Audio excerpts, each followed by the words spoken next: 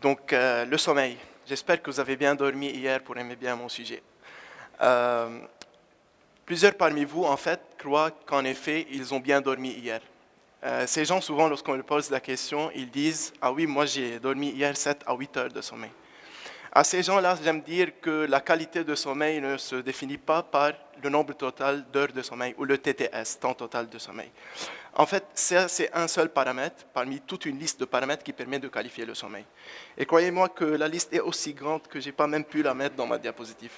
Donc on s'entend bien que ces paramètres sont vraiment plusieurs et que rares parmi vous sont les gens qui seront prêts à aller diagnostiquer ou mesurer ces paramètres. Pourquoi ? C'est exactement le même pourquoi qui déclenche la problématique de ma thèse.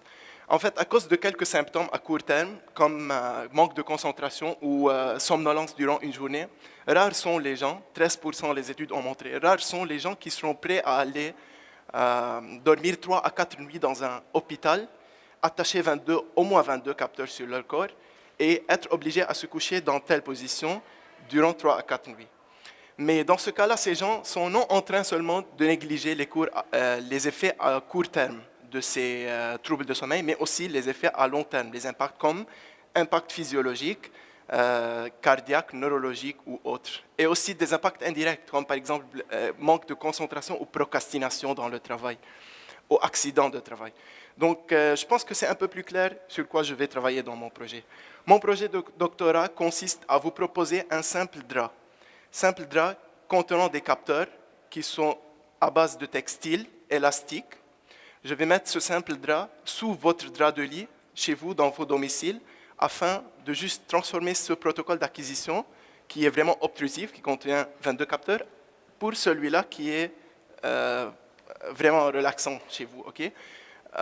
Afin de faire mesurer 4 paramètres, la respiration, les mouvements, la posture et l'activité cardiaque. Une fois on mesure ces 4 mesures, on va aller corréler ça aux troubles de sommeil pour qualifier votre sommeil. Okay? Je sais que c'est optimiste et ce n'est pas évident, mais je vous ai donné comme quelques résultats qu'on a réussi à obtenir et on les a publiés, qui montrent au début le signal respiratoire.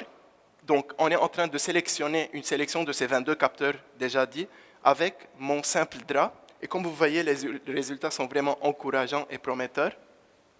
On a déjà réussi à obtenir 2 signaux à partir de ces 4, donc on est déjà à mi-chemin. Pour savoir plus, je vous invite à me visiter dans le laboratoire Lattice pour vous montrer que évaluer le sommeil n'a jamais été si facile. Merci.